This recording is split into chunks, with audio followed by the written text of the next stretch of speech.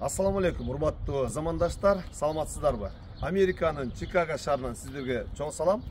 Бүгүн биздин жаныбызда турган байкебиз милициянын полковниги Улан байкебиз. Отставкадагы милициянын полковниги Улан байкебиз бизге бүгүн мейманда, биздин каналыбызда. Урматтуу достор, бул байкебиз менен көптөн бери мындай бир таанышып жүрүп, анан бүгүн бир жакшы мероприятияда жолугуп калып, анан бир аз маек кылайлы деп чечтик. Анда эмесе Улан байкеге бере турган, сүйлөшө турган сөздөрүбүздү баштай берсек, биз менен бирге болуңуздар. Улан байке, дагы бир жолу ассаламу алейкум. Саламатсыз. Ден соолугуңуз жакшыбы? Жакшы жүрөсүзбү?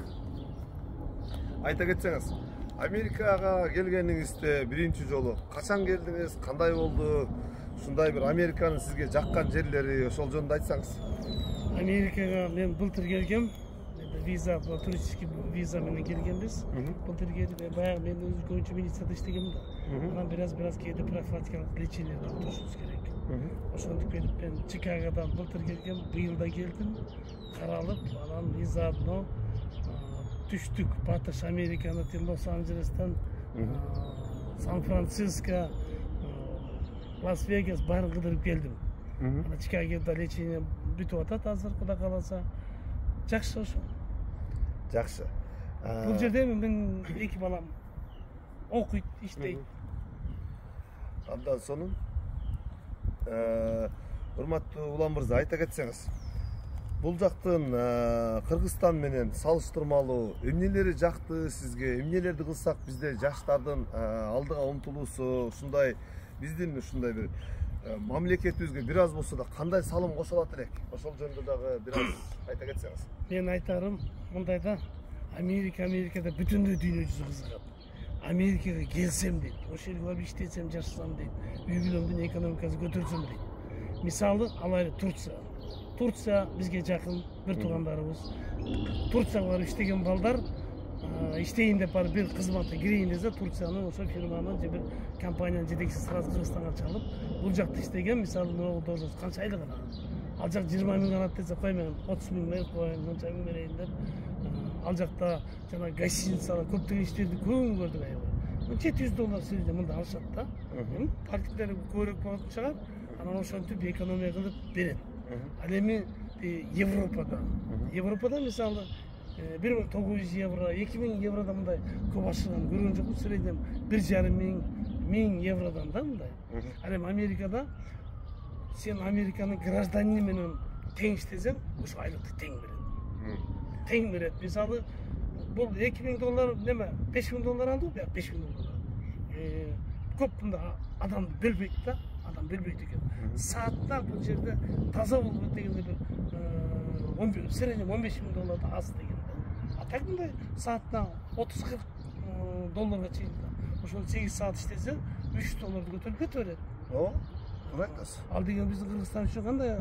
Өтө чоң акча. Өтө чоң акча. Биздин Кыргызстан 30 миң сом, 20 миң сом табат деген бул кандай? Ал эми жанагындай жана сварка специалисттер аябай керек экен бул жакта. Туура айтасыз. Сварка, машинаны оңдогон, жакшы водительдер, жакшы трактористтер, айыл чарбасын көрдүм мен кызыр. Аябай сом керек экен бул жакта. Булар саатта даже 8 саат 35 мүнөт иштесең, 35 мүнөттө кошуп туруп төлөп берет экен. Туура. Мыйзам иштейт экен. Бул жерде чындыгында адамдын укугу, адамдын эмгеги абдан сонун ушундай бир бул жагынан өтө жакшы шарттар каралган. Урматтуу достор, бул байкебиз айткандай эле, чындап эле ушул Американын адамды сыйлаган, адамдын укугун, ушундай бир элдерге болгон мамилеси бул өзгөчө чындыгында, Туура айтасыз. Анан азыркы биздин жаштардын идеологиясы, Кыргызстандагы ушундай бир жаштардын идеологиясына кандай сиз бир совет айтат элеңиз? Мындайда иштеген адам Кыргызстанда иштеп акча таба берет. Туура айтасыз. Өзү бага берет. Ал эми көбүнчө мына Америкага, бөлүк мамлекеттерде болуп, биздин Кыргызстан көздөрү ачылып атпайбы? Көздөрү ачылып, азыр мисалы Кыргызстанга келип берген жумуштар айлык өтө аз. Мамлекетибиз өнүгүп келатат. Көбөйтөр да. Өтө аз да. Ага чыдабай ошо азыр Кыргызстандын 90%-ын сурасаң молодежь сразу зарубежде айтат. Европага же бир жака Турция, Дубайга, Америка деген муну визасы кыйын болуп атат. Америкада esa 95% кетебиз да.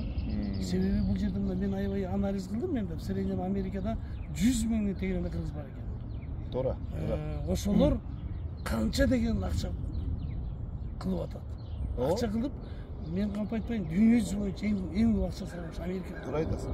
Өзүңүздөр билгендей, Аскар деген бир жигит бар. 1,5 миллиард дагы состоянияга кирип чыгып жатат. Азыр ал абдан сонун ушу IT тармагында иштейт. Анын деген Чикаго боюнча, Америка боюнча мындай бир азыр өзүңүздөр билгендей, азыр Чикагода өзү 1,5 миңден ашуун активный иштеген компаниялар бар.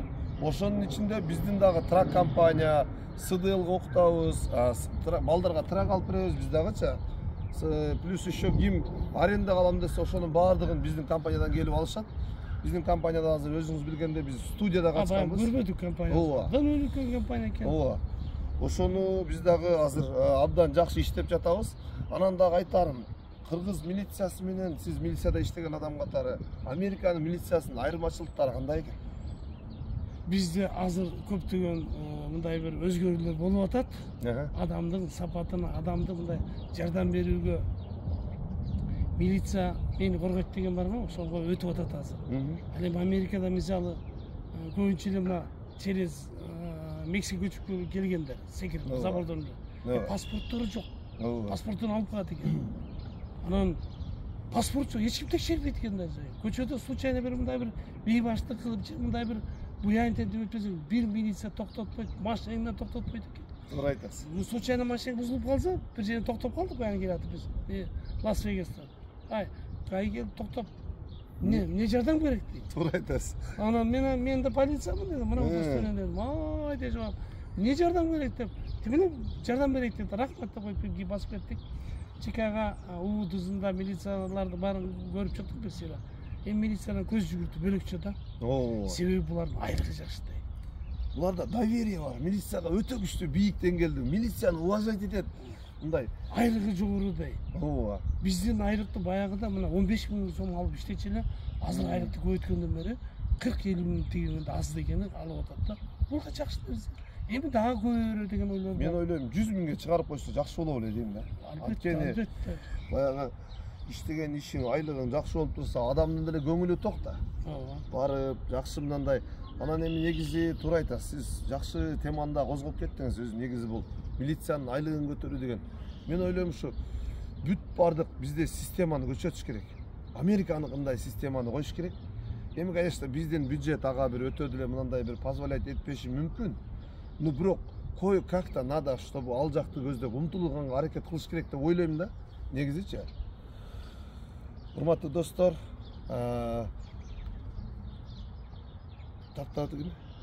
сиздин биз маегибизди аяктайын деп калдык.